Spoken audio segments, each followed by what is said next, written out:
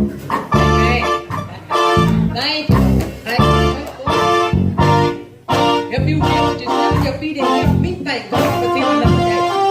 Another day which we never seen before, the first Sunday of 2018. And we still here. And before I say I would like to wish her a happy birthday. God allow her to see another year. Look at her. Amen. Thank you, Lord.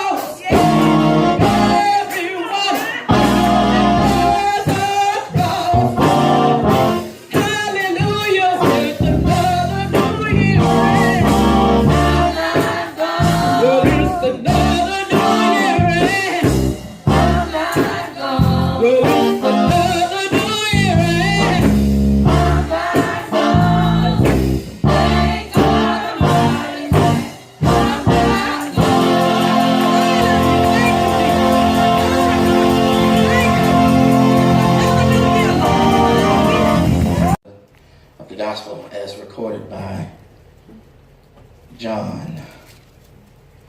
5th chapter of the Gospel as recorded by John, starting with verse number 1. The 5th chapter of the Gospel is recorded by John, starting with verse number 1 through 9b. Through 9b. The 5th chapter of the Gospel is recorded by John, starting with verse number 1 through verse 9b. And as is customary here at the Greater Beulah Church, if you are physically able, would you please stand for the reading of the word? And the reading from the New Century version of the Bible reads slightly different from that of your King James or New King James or any other translation that you may have. But I kind of like this, y'all. I kind of like this. The writer says, later Jesus went to Jerusalem for a special feast. In Jerusalem, there is a pool with 5 covered porches, which is called in Hebrew, Bethesda. This pool is near the sheep gate. Many sick people were laying on the porches beside the pool. Some were blind, some were crippled, or in the King James it says lame, and some were paralyzed. And they waited for the water to move. Sometimes an angel of the Lord came down to the pool and stirred up the water. After the angel did this, the first person to go into the pool was healed from any sickness they had. Y'all catch this because this is good. A man was laying there who had been sick for 38 years. When Jesus saw the man and knew that he had been sick for such a long time, Jesus asked him, "Do you want to be well?" All right. The sick man answered, "Sir, there is no one to help me get into the pool when the water starts moving. And while I am coming to the water, someone else gets in before me." All right. All right. Then Jesus said, "Stand up. All right. Pick up your mat Uh-huh. and walk." And immediately the man was well. Yes. All right. He picked up his mat and began to walk. Yes. Amen. Amen. Amen. Amen. And immediately Healing. All right. the man was made well. He picked up his mat and he began to walk. Uh-huh. For the time that is ours to share here on today, I would that you would lend me your ears for a while as we talk about he still steps into stories. All right. All right, sir. All right, sir. Amen. He still steps into stories.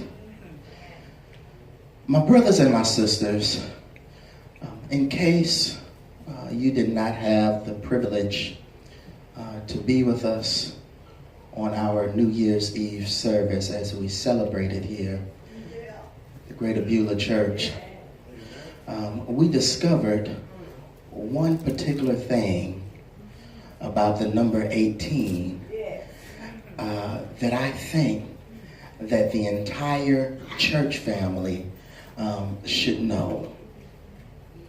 That is that the number 18 carries specific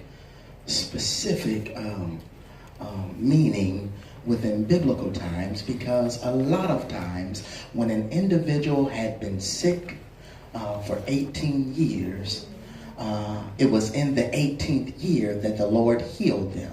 Right. Or when a particular people had been troubled for 18 years, it was in that 18th year that the Lord freed them and broke them loose. It was in that 18th year that God brought about a miracle that everyone knew that it was nobody but the Lord that could have done it. All right. All right. As a matter of fact, on last Sunday, if you were here on last Sunday, you remember Pastor Hayes talking about a woman who had a condition, and the condition that she had her troubled and bothered for 18 years.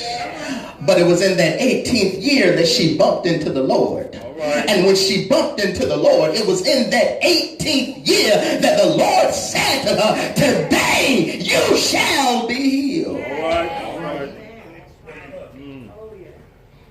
So as we walk into this year of 2018, I know that we've already had some days to pass us, but we've been walking into this year of 2018 not knowing what 2018 is going to hold for us, because 2017 was such a hellish year for us. We had to deal with so much. We had so many people after us. We had people trying to tear us down every time we turned around, and now we're in 2018 and we want to look at 2018 with the best in the eyesight, but because of how 2017 treated us, we have problems looking at 2018. Right.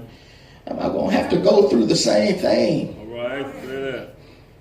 that I had to go through in the past? Every time that I walk to a door, is it going to be shut in my face like it was in 2017, like it was in 2016, or are things going to be different?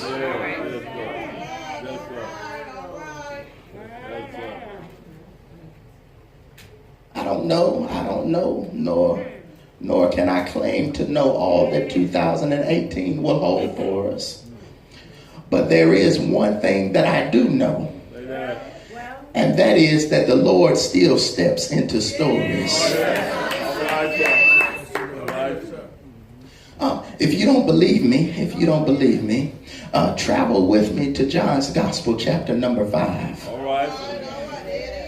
If you don't believe me, there's a story about a man. And this particular man has been lame. He's had a condition that he's had to deal with for 38 years. Now, that's significant because of the fact, when you think about where this particular pool is, when you think about the location of the pool, because the pool is actually located at the bottom of the mountain of the temple. Which gives the implication that this is not Jesus' first time passing by the pool. All right.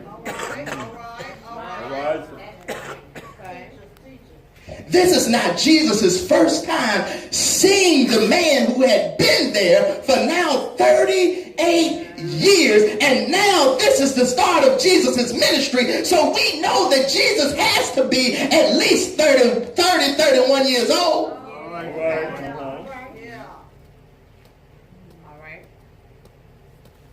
And for 38 years, this lame man has been at the pool. How many of us can say that we've been dealing with some type of issue? Yeah, it may not be 38 years, but it seems like it's been 38 years. How many of us can say that we've been dealing with something, we've been trying to fight it off of us, we've been trying to break loose of it, but for some reason or another, we just can't seem to get far enough from it, because every time we turn around, it's right there knocking us back down. And for 38 years, he's been at the pool. And the story about the pool is wonderful to me. I love how it flows. I love how it flows because it is believed that at a certain point in the year, an angel would descend would land in the water and would start playing in the water to trouble the water. And when the water started to stir up, when the water was troubled, as the old folk would say, then whoever got in the pool first,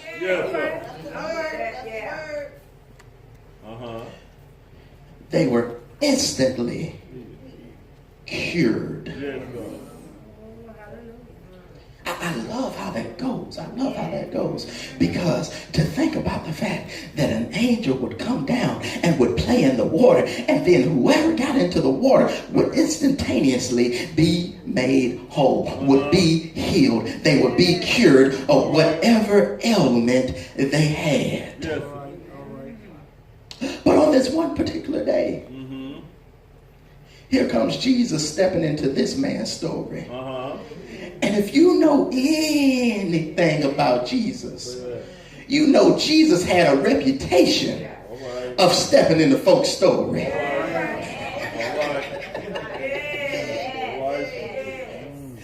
But look here, on this particular day, Jesus is on his way to the temple for a feast. We're not specifically sure, Steve, what feast it was, because of the fact we don't necessarily have all of the knowledge of knowing exactly what feast it was. But we do know that it was a special feast that was celebrated by the Jews. So he's on his way to the temple, and when he's walking to the temple, he sees a man that he's been passing by for all these many years and recognizes him and says, "Hey, brother." All right.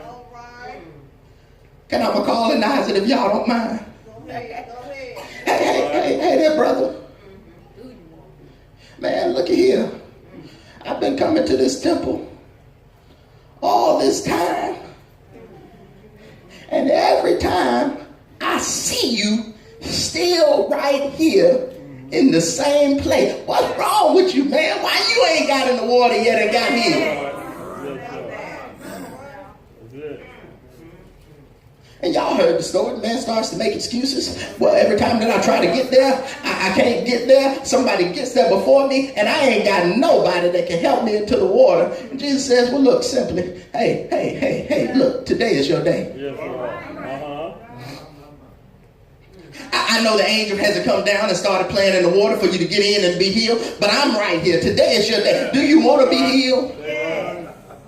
And that's the question that Jesus is asking somebody in the room today. Jesus is knocking right there on your front door saying, I'm ready to heal you, but all you got to do is let me in.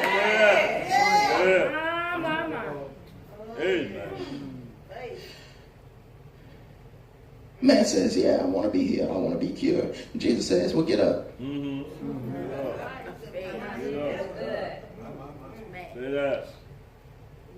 And look, that thing that had you bound for all these many years, pick it up too. Yes, sir. As a matter of fact, throw it over your shoulder to show everyone that the thing that once had you bound, you now have bound yourself. And start to walk. Amen. But look here. And that's good. I love the story, but I think there are just a couple of things that the Lord wants us to take out of this for us to learn from, that we might be able to grow to a point to where when Jesus is ready to step into our story, we'll know how to receive him. All right. Say that. All right. The first thing, in recognizing that Jesus is still stepping in the stories, is we have to learn how to stop playing the blame game. All right.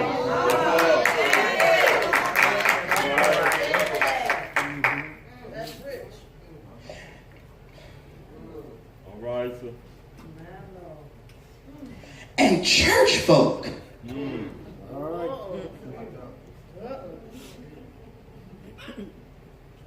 Church folk have the biggest problem with playing the blame game.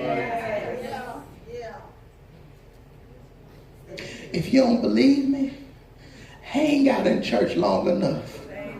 All right. Yo, I've been around them all my life. I'm the son of a preacher. All right. I've been in church all my life. I know what church Negroes will do. All right. If it ain't blaming somebody over here, it's blaming them. It's blaming them. It's blaming them. It's always somebody else's fault but your own. Yes, sir. All right. As a matter of fact, we've gotten so big and bad with the blame game that instantaneously, as soon as we do something that we know we ain't got no business doing, we go and blame it on the devil. All right. Yeah. No, that thought was conjured up in your own mind. The devil didn't do that. You did that yourself. Take the blame yourself. Devil made me do it. We're walking around here giving the devil too much doggone credit. The devil ain't do half the stuff that we put on the devil. That's all about you and yourself. Yeah.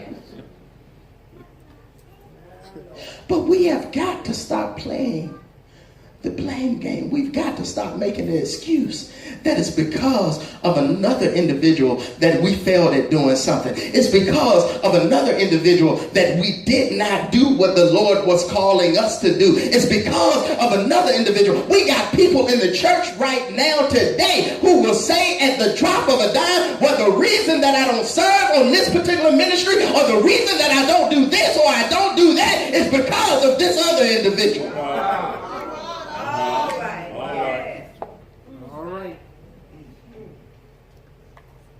But the good news is that if the Lord is calling you to do something, it's time for you to get up and for you to stand up and stop saying that it's somebody else's fault, but do what God is. All right. Amen. All right.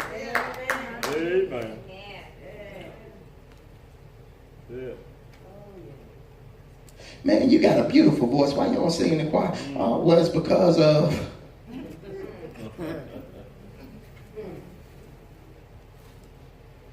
Man, you look like you're a good, strong man. Why you don't come to our men's ministry meeting? Well, it's because of...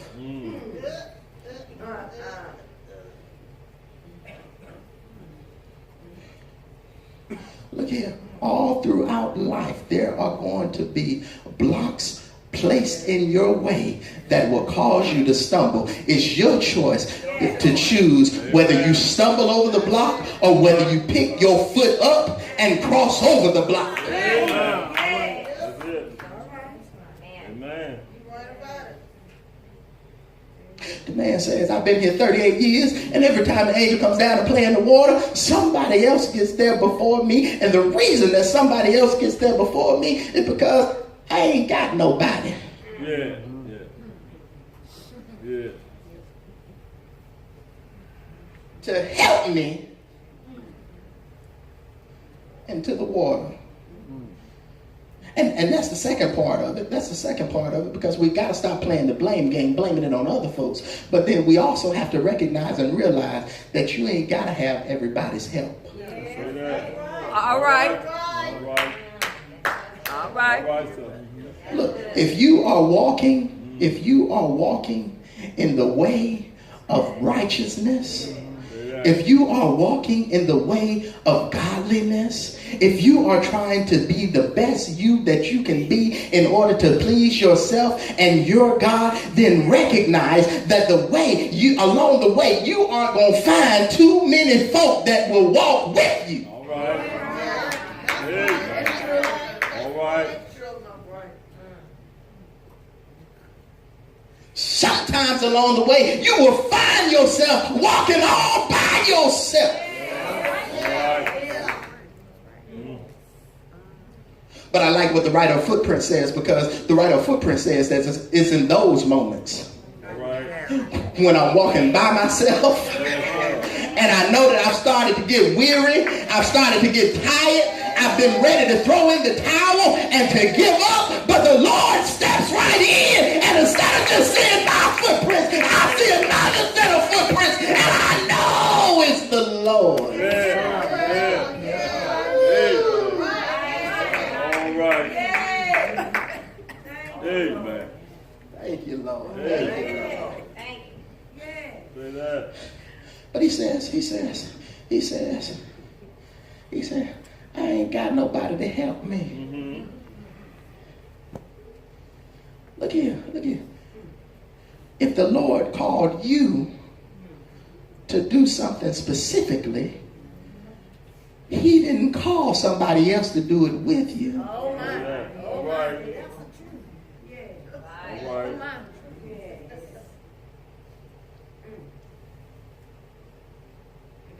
If the Lord said, you, he ain't safe for you to go and try and gather your friends All right. to go with you. But he said, for you to do it. And when the Lord steps in your story, the Lord will give you directives of what to do. All right. The Lord doesn't step into your story and not give you directives. All right. As a matter of fact, anytime that Jesus stepped into someone's story, you read that he gave some type of directive to the individual to do before they could get their healing. All right. And in this year of 2018, boy, here we go right here. In this year of 2018, the Lord is saying, I'm giving you directives, but what are you going to do with the directives that I'm giving you? Because if you don't do the directives, then I can't break you loose. If you don't do the directives, then I can't heal you. Yes. All right. All right. Yeah. All right, sir. Right, sir. He says, I'm giving you directives. I'm giving you directives. I'm giving you directives. I'm giving you directives. Thank you. Thank you. Thank you. Thank you. Thank you to those of you all that were here at Watch Night Service that heard the word of the Lord. That the Lord said to sow a seed. And the reason that the seed was being sown was because of the fact, and those were the directives. Those were the directives. Sow a seed, sow a seed, sow a seed in the ground. You sow a seed in the ground, you wait for it to bloom forth. The word of the Lord said that if you sow a seed, then I'm going to come through in the year of 2018, and the entire house of Greater Beulah Missionary Baptist Church will be released from the curse, will be released from the bondage that she has been under. Everything shall break for Greater Beulah.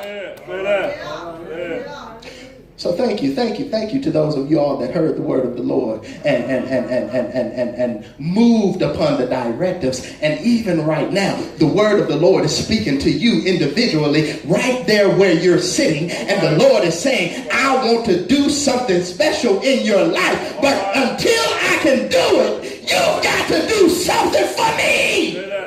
All right, sir.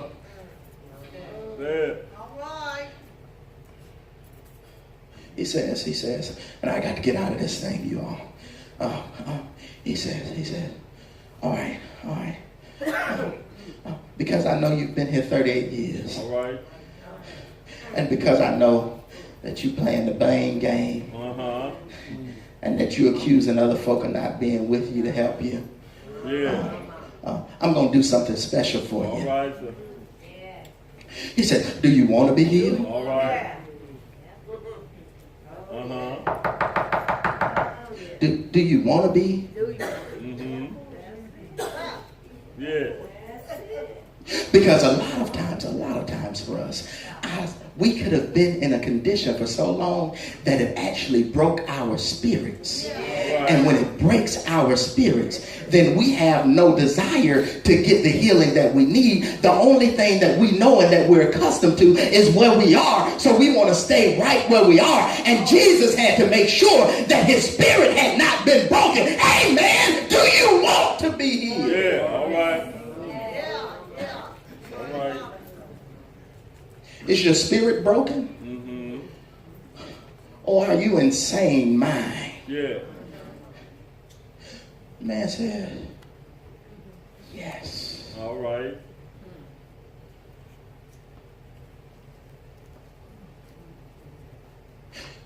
Is your spirit broken today? Have you been in that condition for so long that it has you so bound that it has taken over your mind, taken over the totality of who you are, and you don't think in the shadow of your minds that any type of healing, any type of breakthrough is coming for you?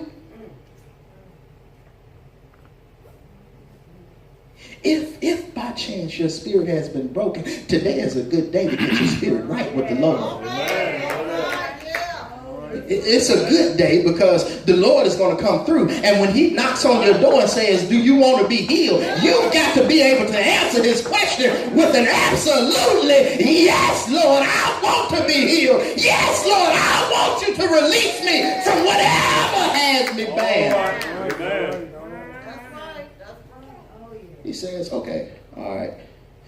Well, here's what you do. I know you've been lame. I know you've been lame. You've been here 38 years. I don't know if before you even came to the pool, how long it was before that you had been dealing with this ailment. All right. But at least for 38 years, you have not walked. Yes, sir. And look here. I know that when you have some type of ailment to where you've broken a bone or to where a particular body has gone limp or gone numb, it has to go through a period of time called rehab. All right. So you can rehab those muscles and joints and everything to start acting like it's supposed to act. As a matter of fact, I can even recall just a couple of years ago dealing with my own father and he not having the ability to walk, and we had to take him to rehab so that they could stand him up while they were holding his arms and get him positioned in such a way to where he could try to take one step and then take another step while they were holding on to him, until eventually he got to the point, after many hours and many days of doing the same thing over and over, his body got to a place to where it knew what it was supposed to do, and he was able to get up and stand up and walk. Yeah. But here in this story, all right. Yes, sir. Here in this story, ain't no rehabbing that had to go on. Yes, sir. Here in this story, the Lord said, stand up. Stand up. And the man stood up. Yes, sir.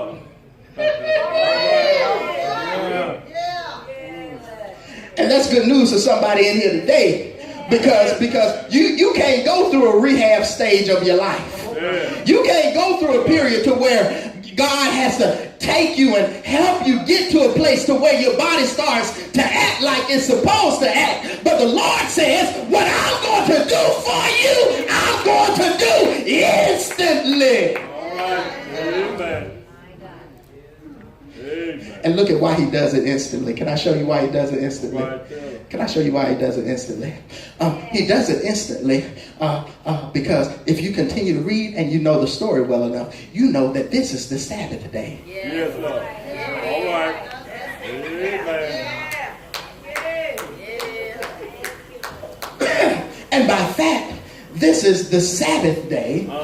You know that according to Jewish history, you don't do a doggone thing on the Sabbath day. Yes, sir. As a matter of fact, last week you heard Pastor talking about the Sabbath day and how the religious leaders came up to Jesus saying, how can you on the Sabbath day? And Jesus simply responds to them, well, don't you loose your animal and carry your animal to get something to drink?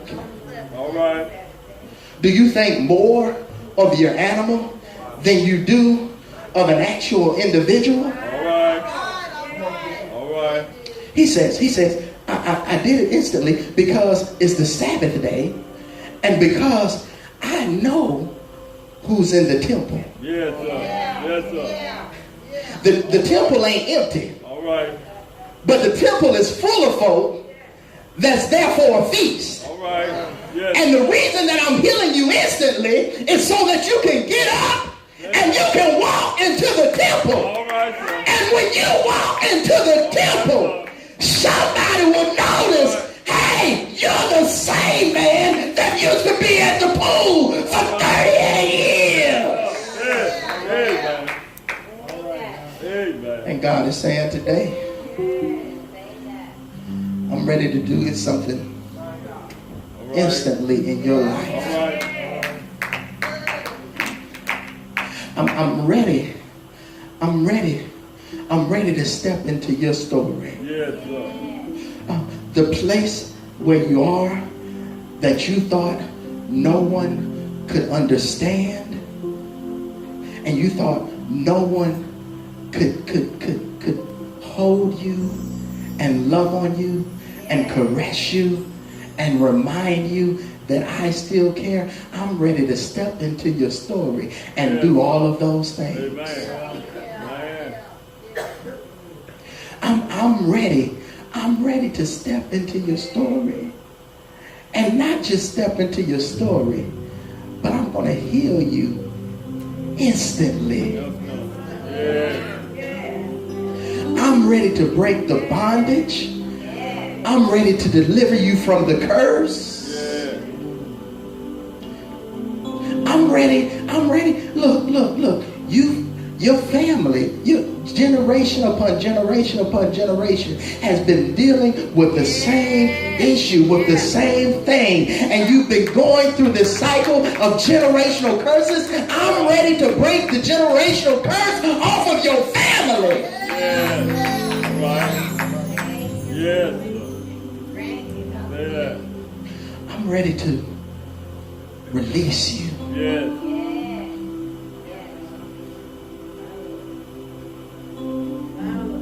And then that thing that had you, I need you to be able to show it off to the world so that the world can see, no, I ain't never been perfect. Yeah. But you see what I'm carrying right here on my shoulder? This is what I had to deal with. Yeah. This is what had me bound. But when the Lord stepped into my story, He picked me up and told me to get my issue and show the world that if He can deliver me, surely He can deliver me. Amen. 2018 is going to be the year for us in here. All right. I believe that. I believe that wholeheartedly. I believe the word of the Lord that came to us. I believe that 2018 is going to be the year that we see God do things that we have never seen God do before. I believe it and I receive it. Amen. Amen. But when the Lord knocks at the door, are you going to answer the door saying, yes, Lord? Or are you going to answer the door making excuses? All right. And not allowing the Lord to do what He wants to do in your life? All right.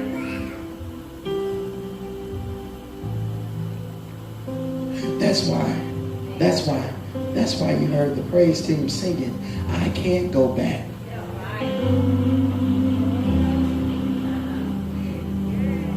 Can't go back. I won't go back. I will not go back to the way things used to be because I can't stand being at that pool for some more time. All right.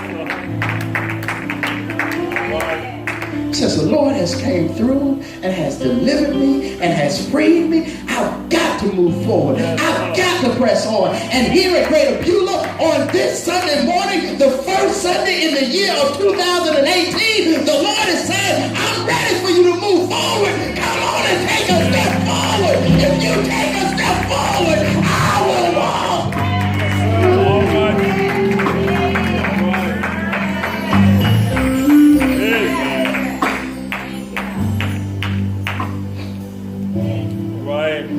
He's still stepping in the stories. Amen. That's it.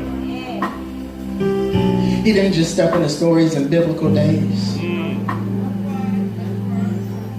but he's still stepping into stories. Yes. And even right now today, there may be someone here in the house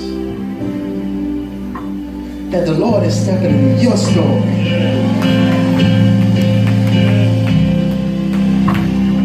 He's stepping into your story. Yes. He's knocking at the door of your heart. Yes. What's the answer going to be?